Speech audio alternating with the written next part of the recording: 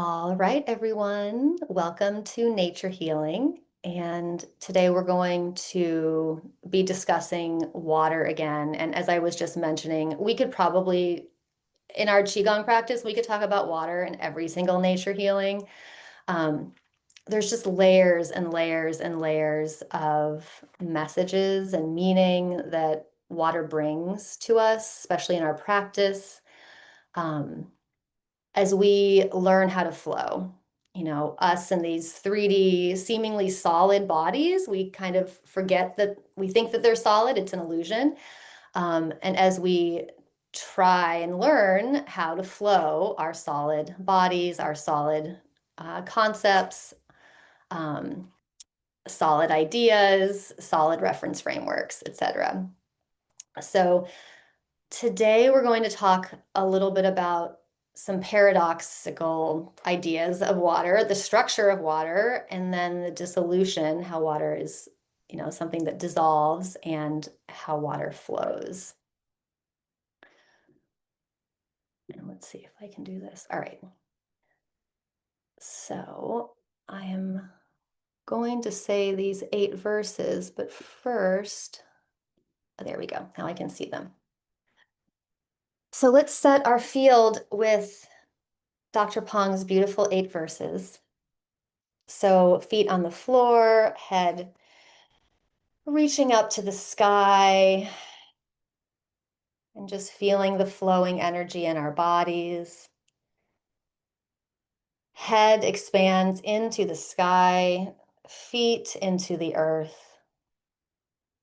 Body is relaxed, mind expands out. Be respectful and quiet inside. The mind is clear. The appearance is humble. The mind is still. The mind expands out to the vast void. Illuminate deep inside. The whole body is harmonized with chi. Harmonized with chi.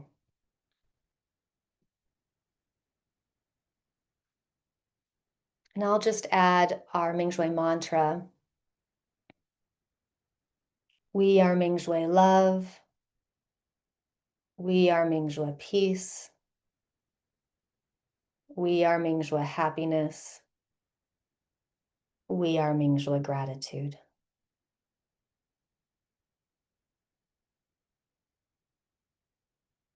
Feeling into this vast void, this vast space filled with our Mingjue.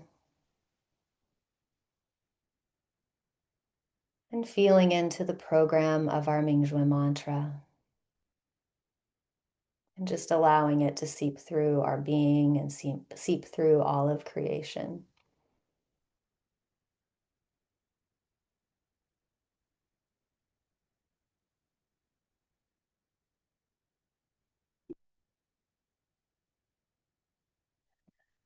So the initial inspiration for this water presentation actually came from our presentation on rocks and stones a few weeks ago.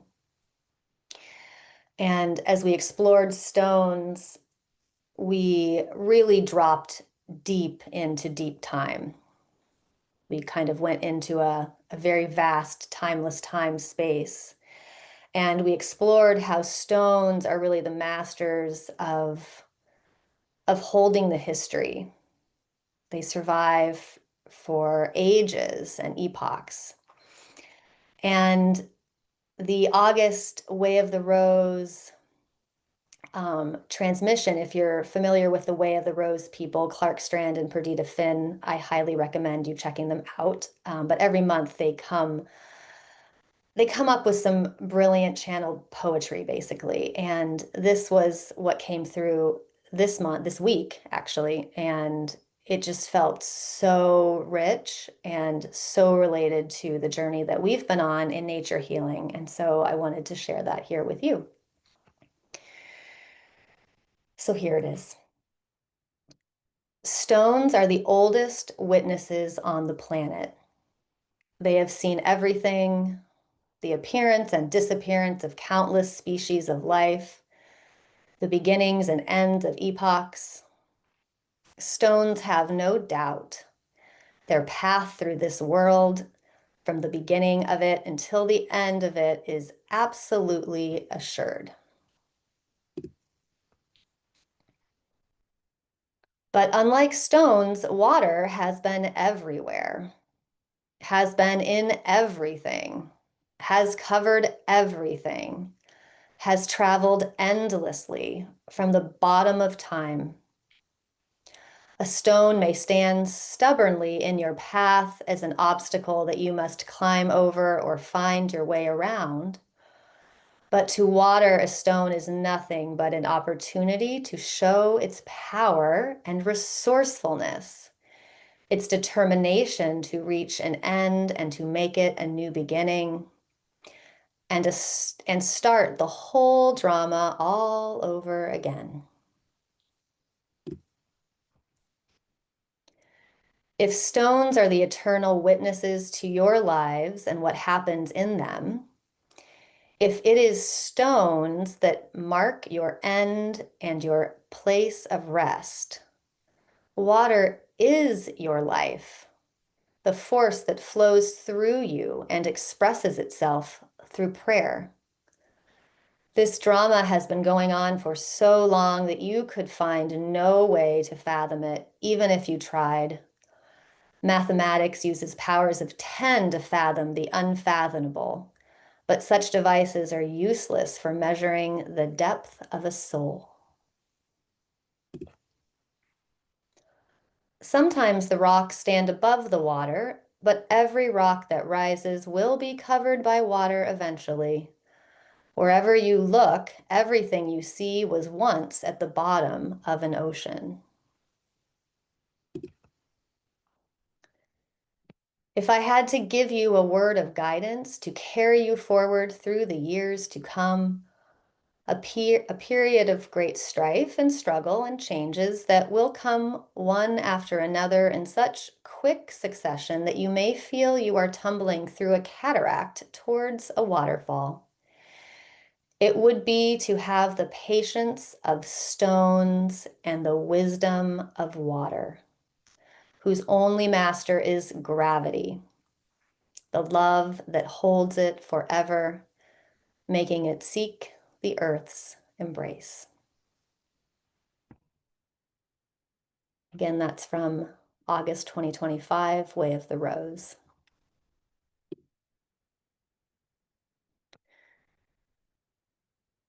So some of you know that in a former life, I was a water engineer, and in school, everything we did pretty much focused on these two basic properties.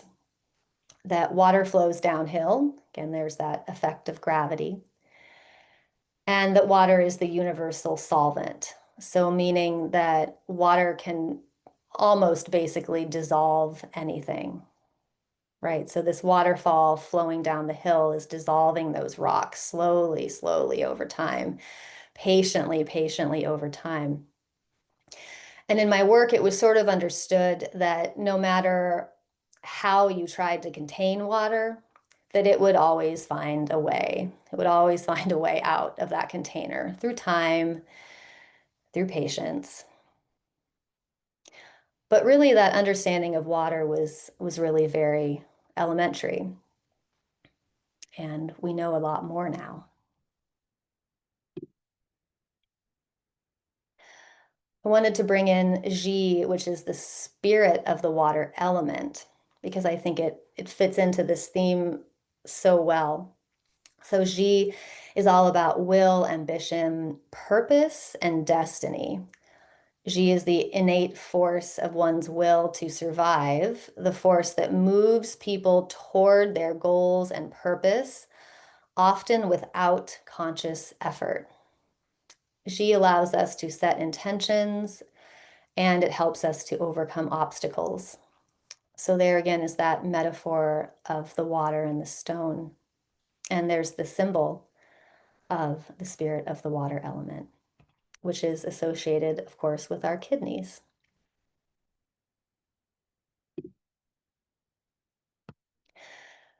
So this is where the presentation takes a bit of a turn.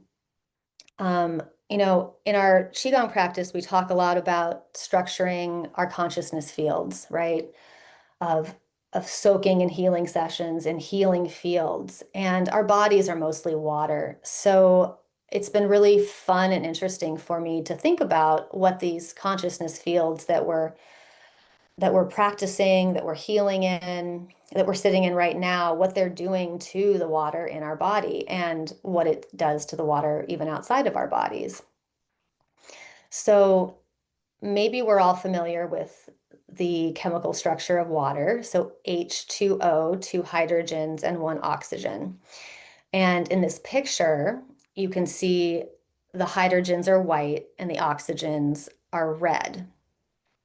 So water molecules do this fun thing when they're together, and that is the hydrogen atoms form kind of like a weak bond with the oxygen atoms. And so it makes it so each water molecule can sort of has the option of forming up to four kind of short-term bonds with the oxygens around it. And you can kind of see that in this picture with the dotted connections between the white and the red atoms.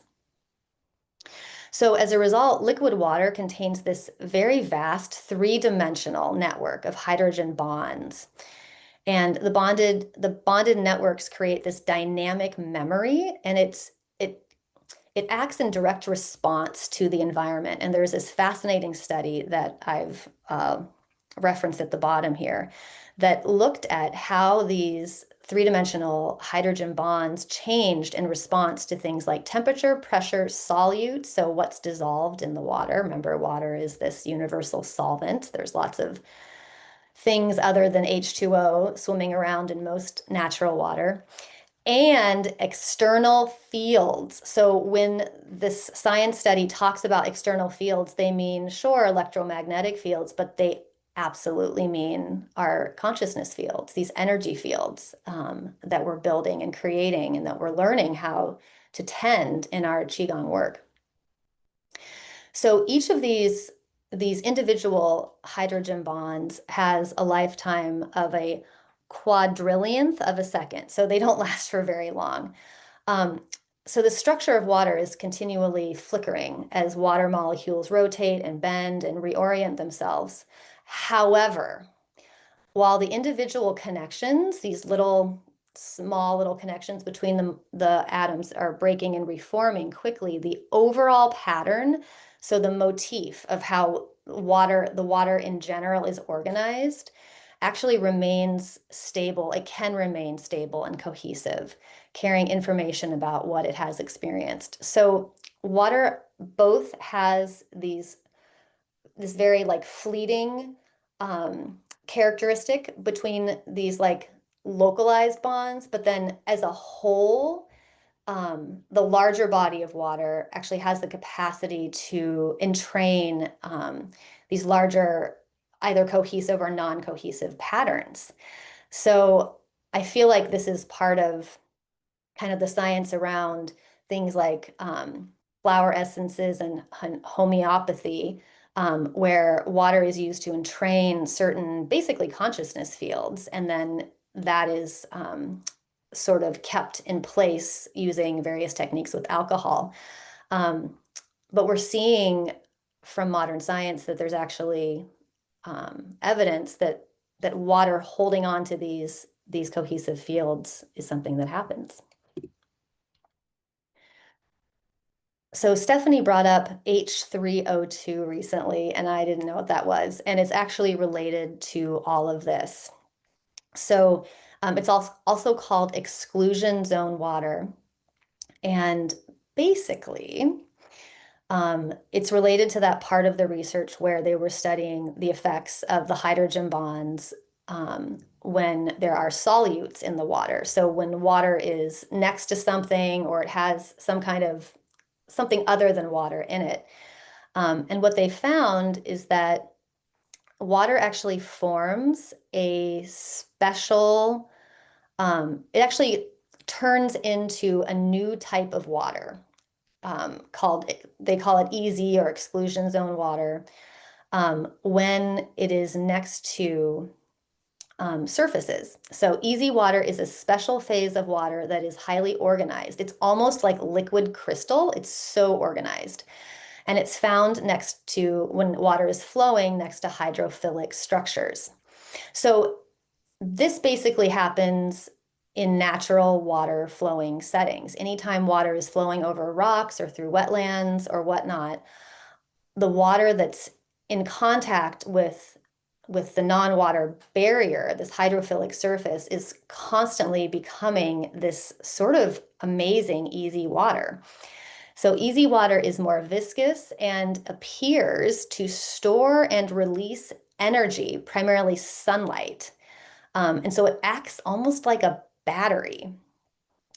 And easy water exists, again, widely in biology. I mean, it's everywhere in nature, it's everywhere in our bodies and in our cells.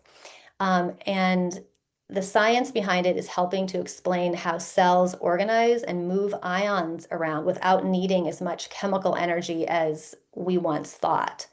And it reframes water not as a passive solvent, but as an active player in biology. When water is structured, it behaves much differently. It's more coherent, it's energized, and it's much more able to support life. So again, what I learned in water engineering school was not this, but this is what we need. This is what we need to, again, come into relationship with water um, in a more, I don't know, deep relationship. So lastly, I wanted to take the next step in all of this and bring up the work of Betsy Damon. So I actually had a chance encounter with Betsy at a local cafe. She does not live near me.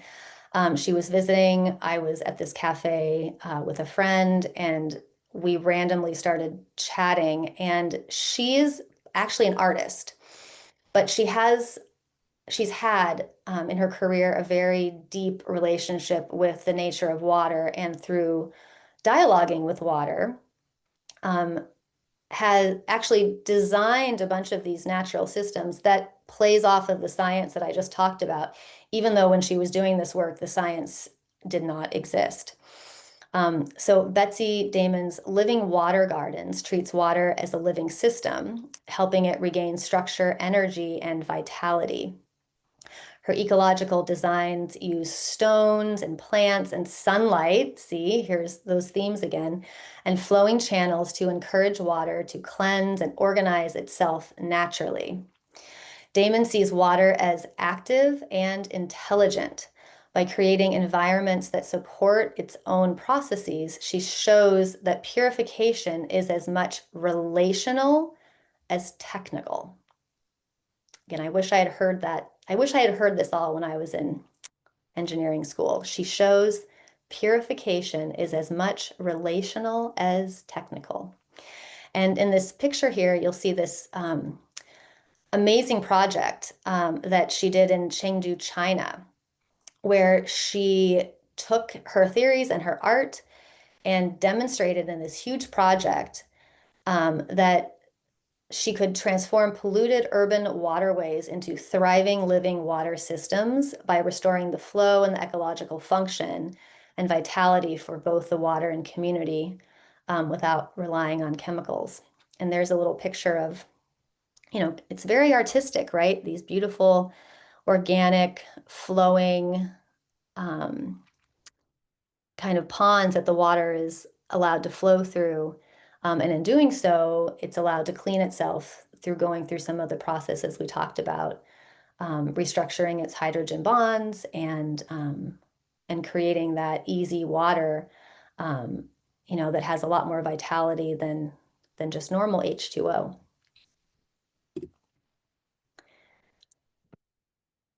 So here's a beautiful picture of, what water does in a natural setting. Water going over and around rocks, moving in organic ways, cleaning itself naturally. And as we've just learned, the rocks and the barriers and the things that are in the water's way are actually what's helping the water clean, right? The water it's moving through this system here,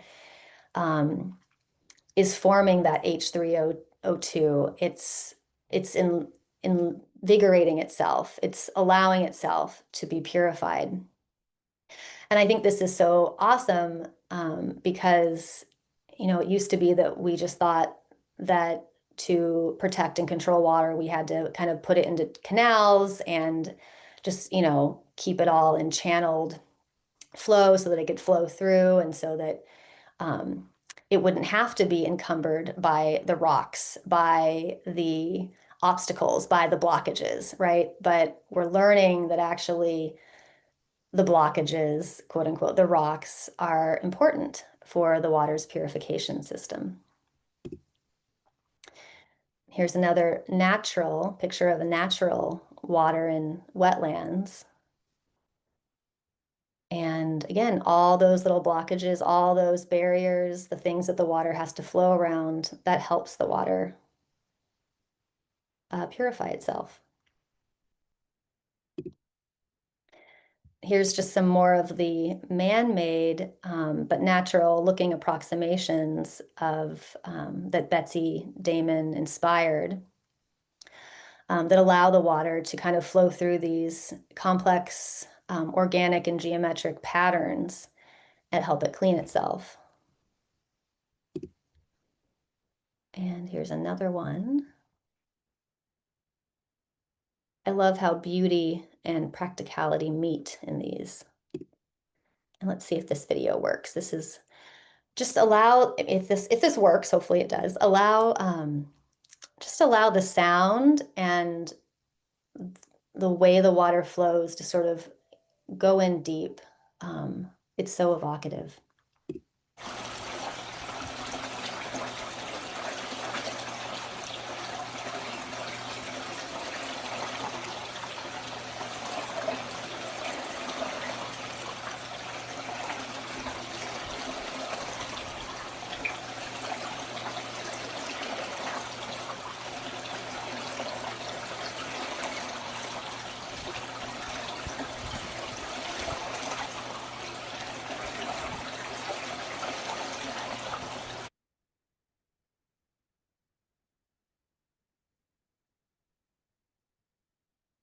So we'll just end there. I'll summarize some wisdom from water. Water shows us how to hold information just long enough to maintain continuity and then release and reform. It never gets stuck in rigid patterns, yet maintains its essential nature through constant change. Like disappointment that flows to become gratitude, or the anger that flows and transforms into love, water teaches us that healthy movement, even over stones and blockages, prevents stagnation and toxicity. So that's what I have today. I was also inspired by Teacher Way's teachings this month. I think it was especially day 3, where he's talking so much about, when you get disheartened, when you think that things aren't possible, right? These moments where we feel really stuck and like there's no hope, that's just a stone in our path. He called it a blockage, but it's just a stone in our path. And I love the reframe that water brought us today, that those blockages are not bad. We actually don't want to be water flowing through an engineered channel. We actually want to be water flowing through a natural setting, over the stones, over the sticks, over the hurdles. And in doing so, I don't understand why or how, but I know it's true. In doing so, that's how we help to keep our soul purified and our intentions pure. So, holla to water. Thanks for the inspiration, everyone.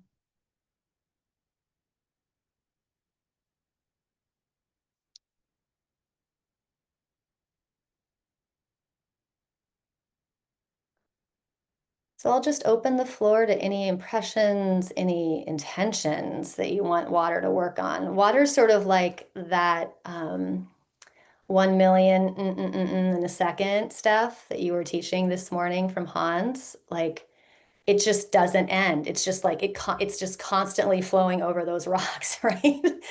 Um, so yeah, any our hardest problems we can just give over to water.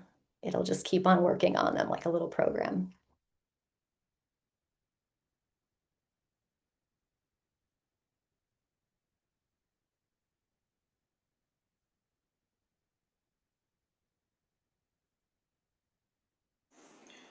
Thank you so much, Megan. I just love the way we're still discovering so many new things about topics that we, thought we knew about. And when you were talking at the beginning, I think you just kind of mentioned offhand about how, our bodies are energy and they're not solid and they're an illusion. I thought, 3 or 4 years ago, I wouldn't have believed that. There's so many of these things. I'm like, yeah, before I've been doing Qigong and this other work, I wouldn't have realized that. And it's just so awesome to be still learning together and being exposed to new things. So thank you so much for that. And I feel like if life were just flowing without rocks to watch out for and things, it may not be as exciting and fun, and we definitely wouldn't learn as much. So, if Earth is the school for our development, we're in the right place. Thank you. You had a lot of that, a lot of the blockages. Hmm, thank you.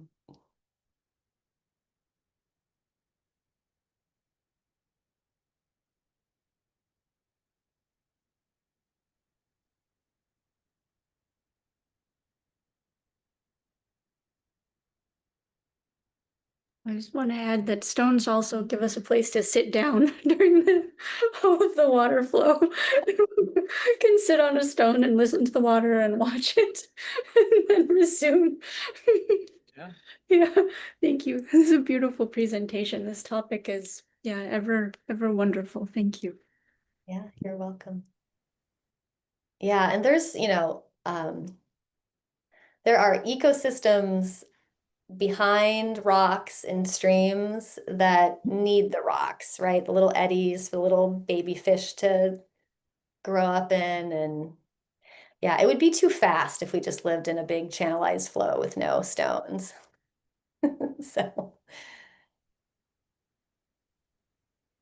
Yeah, thank you, Megan. I got so excited first when Steph posted about the H3O2, the easy water, which I was introduced to probably 3 or 4 years ago by Zane. He was somebody I met through at Mingtong Gu's, and some of you may know him or not, but he was in that program at the same time I was, and he was introduced to a machine that actually produces structured water, and he started drinking it because he had a lot of damage to his feet. He couldn't walk without these special braces and crutches, and he started drinking the structured water, and then he was doing qigong with Ling and Lu, and he started to have some turnaround. And what I got, I think, from Steph's information was that I think, our fascia is H3O2. It's viscous, and it's the communicator, it's the connector. And so he is now walking and hiking and without crutches and without the boots. I mean, it's not all, he doesn't attribute it all to the structured water, but he does believe that it helped him. So anyhow, there are machines out there that are creating that for us to to drink. And then there's another hydrogen machine, which has a different combination as well. It's more high, I'm not sure what the combination is. I have to look it up. But I just wanted to share that. That was really exciting. And one of my favorite things to do, just beyond the boundary of border of my land to the next person's land, there's a brook that flows through. And one of my favorite things to do is go and sit on a stone in the middle of that brook. And I can't help but think after your presentation that, what did it say? It was more relational than technical. And it was like my relationship with the water, because, and now I have this information that the water is transformed in this brook. And so I'm feeling, oh, maybe I love to sit there on the rock because there's this transformation. Maybe it's negative and positive ion balance, or I don't know, but this information is sort of affirming, just like earthing, that this is, watering, earthing, watering, or whatever. And so it's really incredible. Thank you so much. And thank you, Stephanie, for this morning. It was amazing. And it's all, coming together in this tonight. And it's just beautiful. So thank you. Thank you. Hala. Yeah, the message I shared in the last, or one of the last water presentations we did here, that the stream near me, the message that I always hear is we all heal together, right? So it's always what I hear. And yeah, it's very relational. And it's like it bounces back and forth, these cohesive fields that heal us all. Um, and I love your idea that the H3O2 is in our fascia. I mean, again, these science studies show that this is definitely part of our cell biology. Um, I don't know, it's probably all over our bodies. And then the idea that the H3O2 can act like a battery specifically from receiving the energy from sunlight is just like, oh my gosh, right? Like I always see my cat, especially my older cats that have passed now, but when they were ill, they would always like beeline it into the sun. It was always really important for them to go into the sun. So I've known there was something very important about sun and healing, but this just, it opens up the imagination, like that we can recharge our cells literally from the sunlight. Why not? Yeah, thank you. Hala.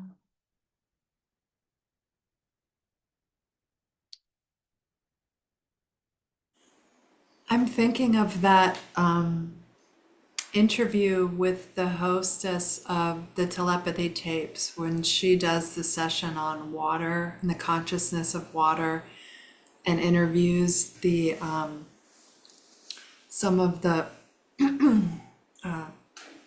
telepaths about what water is to them. And if you guys haven't heard it, it's super powerful. I think I was listening to it back in April, and it's just really powerful the way they describe water and the consciousness and the power of water. Thank you. I have not heard that yet, but I bet it's amazing. I'm what is it? The Kurgan prophecies, or the I forget. It's a Colombian indigenous group tribe that um they talk to the water, and there's a whole documentary about it, and I can't remember the Kurgan. Anyway, um I think you're talking about the Koji Kagaba Nation. maybe. Thank you. I think so. It starts with They K. they do. I'm sure there are others there too. I'm There's sure. the tribe I'm thinking of lives in Colombia, Yeah, but yeah. that's it. Yeah. We know nothing. Isn't that wonderful? Yeah, there's so much to discover.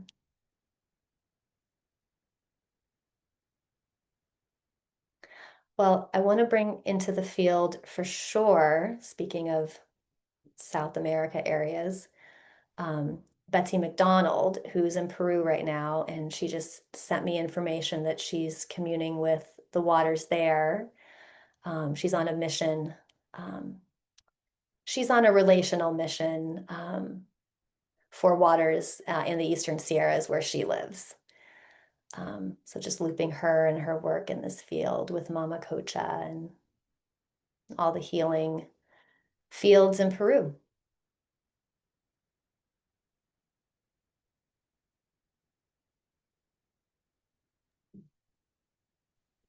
I'd like to bring in Japan and Emoto and the people who are carrying on his work and taking it to new heights with messages in water, which has a lot to do with sound and vibration and is very close to my heart that way. And towards the end of his life, it was actually when I was going through a really difficult time. My husband was very ill, and I was having a really difficult time accepting that he might pass very quickly. And some friends of mine let me know that Emoto was coming to West Hartford, Connecticut. And I was down in Stamford, which is where we were. He was in the hospital there. And I drove up for the day, and I heard him speak and show his work. And it was so healing, just to be in the presence of that vibration. And so ever since then, I've really followed. I knew of him, but I hadn't followed his work. But I just think he has done so much for the purification of the waters around Japan that, and probably other places in the world too, that I'm not aware of, but just want to bring that element into as well. Thanks. Thank you, Swan. Bringing in Emoto and the research, and may it continue and spread.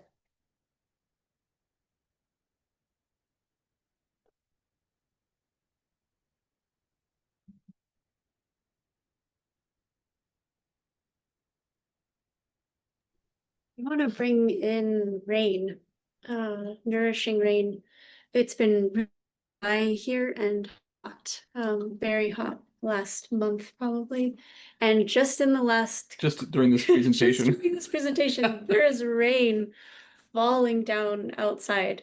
So there's beautiful rain, nourishing and plants and soil. So We'll take it. yeah, nourishing rain, healing rain. Thank you. Hola. Thank you. I know Irene had mentioned it was really dry where she is too. Another inspiration for this presentation. So yeah, may the water balance where it goes. Thank you.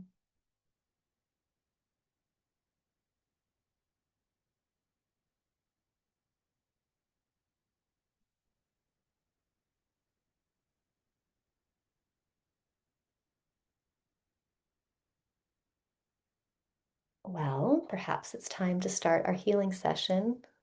I know I'm really looking forward to it. So just bringing in all these themes that we've talked about today. And I really, again, just want to bring in the intention of learning how to work with the stones in our life in a new way, learning how to see them in new ways, learning how to flow with them and around them in new ways, and learning how to allow ourselves to be cleansed and purified while we're flowing around the stones, just like the water.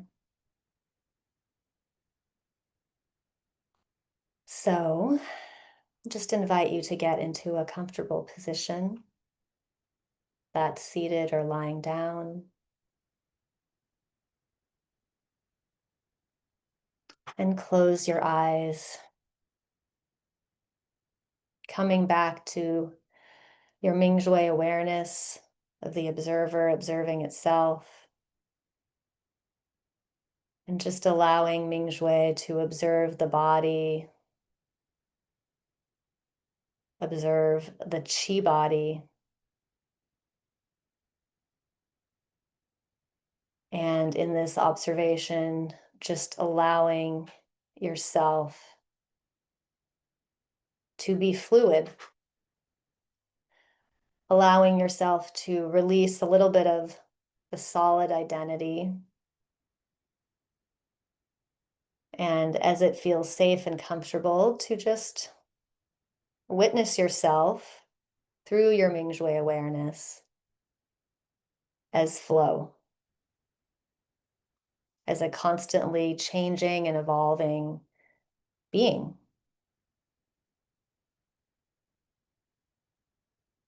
And just allowing your Mingjue awareness of yourself to expand, allowing your energy body to expand out. Imagine yourself expanding out into your entire room, expanding out, filling your house, expanding out, filling your city, expanding out, filling the world, the entire earth, expanding out, filling the entire universe.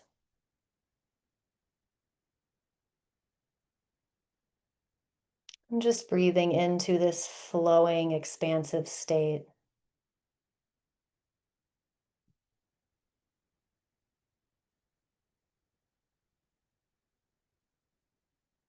And let's program this whole space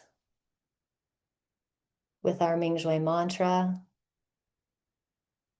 We are Mingjue love. We are Mingjue peace. We are Mingjue happiness. We are Mingjue gratitude.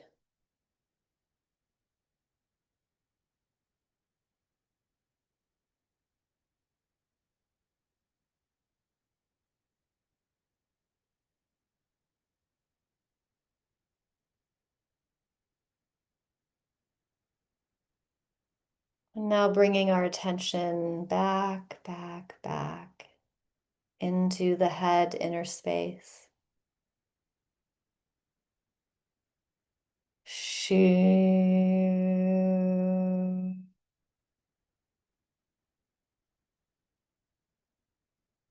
Allowing the head inner space to become empty and open and clear. Shu.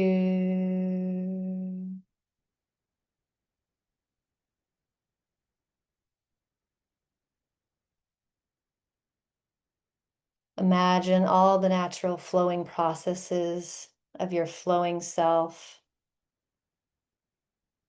purifying your head inner space. Shu.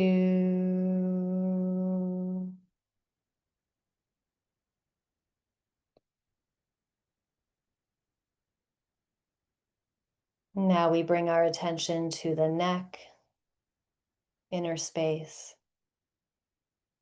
Shu.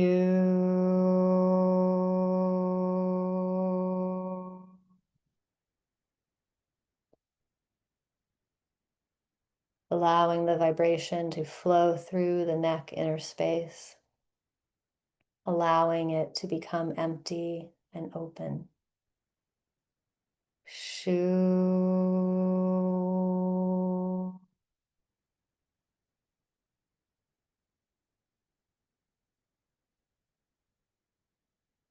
Allowing the flowing waters to merge with our shoulders, arms, and hands. Shu.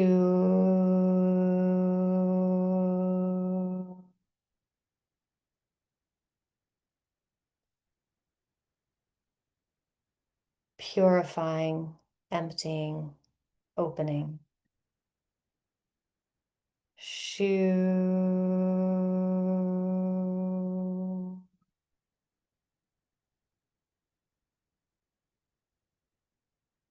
Allowing the waters to flow through our heart, chest, lungs, breasts. Shoo.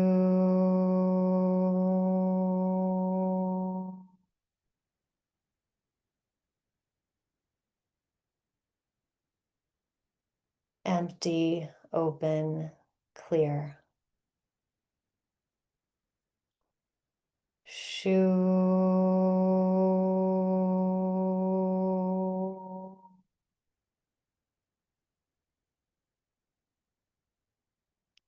Allowing the waters to flow through our organ systems, Huanyan Palace and our solar plexus, the pancreas, liver, gallbladder, spleen, stomach, intestines, kidneys, adrenals. Shoo.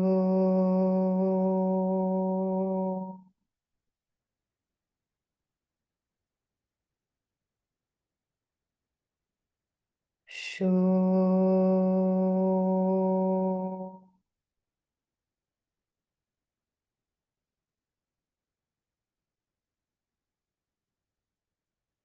Noticing any blockages, noticing any movement. Just remembering that it's all Haola. It's all part of our healthy ecosystem. Shoo.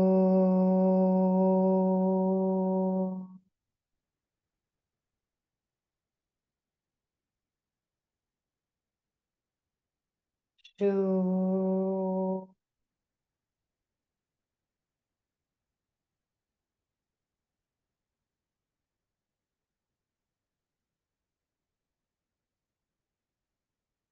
Allowing the waters to flow through our reproductive system, flow through our pelvis, flow through lower dantian.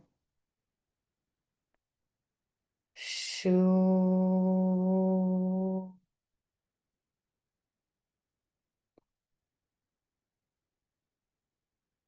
Shoo.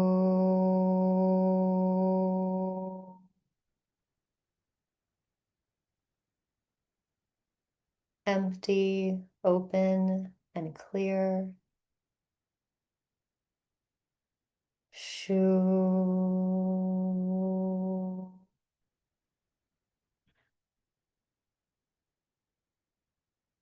Allowing what is,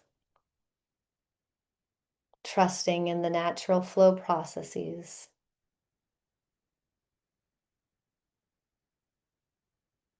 Now we allow the waters to flow through our spine, our central nervous system. Shoo.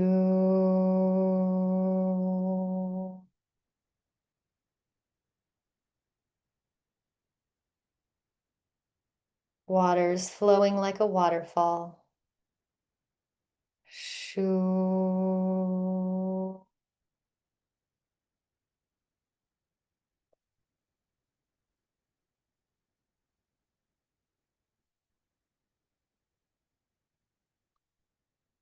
Now allow the waters to flow down our legs, thighs, knees,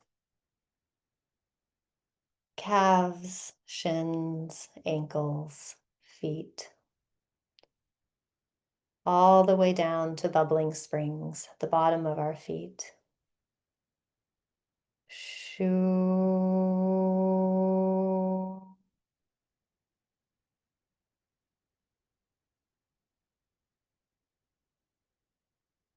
Connecting with the deep waters of the earth.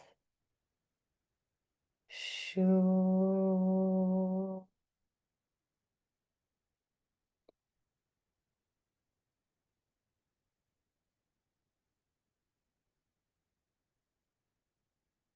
Now integrating the flowing waters throughout our entire body.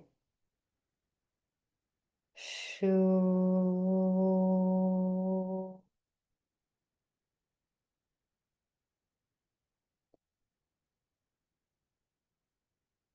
Merging together all the waters, all of our waters. Shoo.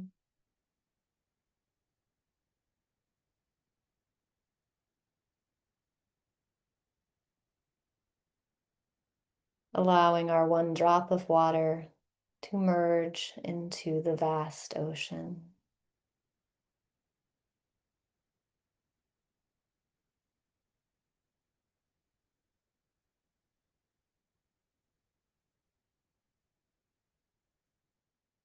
Now I'll invite you, if you wish, we'll practice a little La Chi.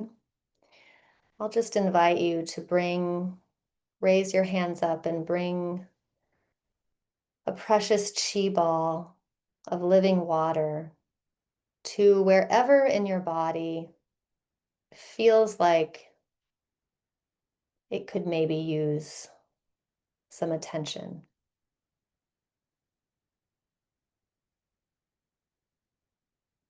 And so merging your La Chi ball with that space. And we'll bring the information into our La Chi practice of water flowing in natural settings. As you open, close, imagine the water flowing down the brook, flowing over rounded stones, flowing over and around, swirling. And just bring that natural water flow to this beautiful space in your body. As you open and close, just imagine that pumping motion gently encouraging this natural flow of water in and around the beautiful stone that may be in this place in your body. Not trying to fix anything, not trying to change anything, allowing the stone, allowing the water to flow around it as you gently open and close.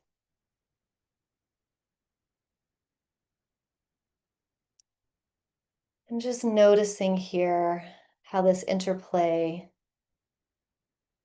between water and stone,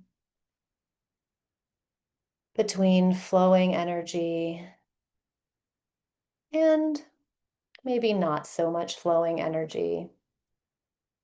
Just notice how this interplay is purifying both. Purifying our energy, smoothing out the stones, allowing it all in the beautiful ecosystem of our bodies, following the intelligence of water.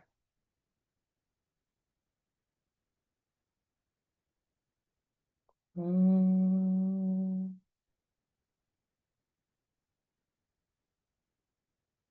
Mm. Allowing the gentle water energy to work on our bodies, to work on the stones of our world, the stones of our consciousness, the stones of our reference framework, the stones of our society, the stones of our earth. bringing in acceptance and patience.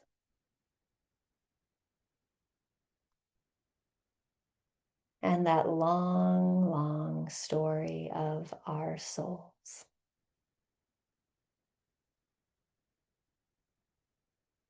Mm.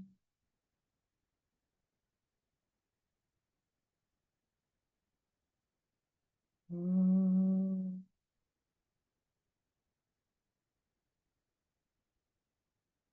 Mm. Mm.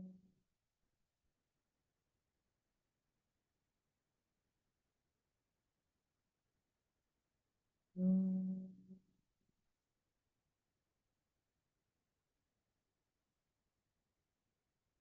When you feel complete, you can gently pause and stack hands over the navel, knowing you can come back to this powerful water practice anytime you'd like.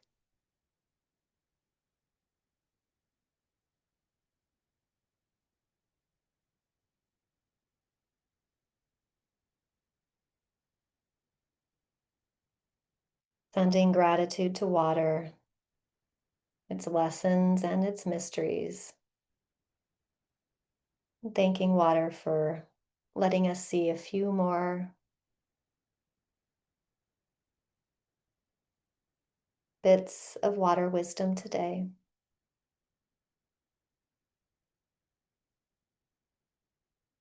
And when you're ready, I'll just invite you to gently move your spine back and forth.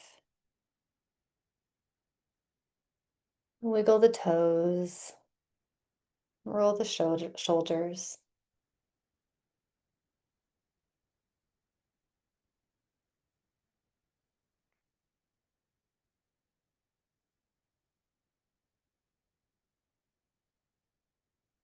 You can come back to our group when you're ready, or stay laying down if you'd like to stay longer, of course. No need to come back. Hola, hola.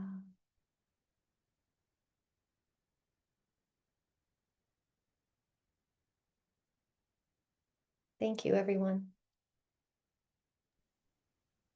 Thank you, Megan. That was beautiful. Presentation was terrific. Thank you. Good information. Hold Good information. on. Thank you so much. Oh, that was cool, Swan. I've never seen the waves before, only hearts. Thank you, thank you. Mm. Mm. Well, I wish you all a beautiful evening, lots of flow, and we'll be back next week with another amazing topic. Maybe ants, we'll see, or not, unless Elizabeth has a better idea. Hmm.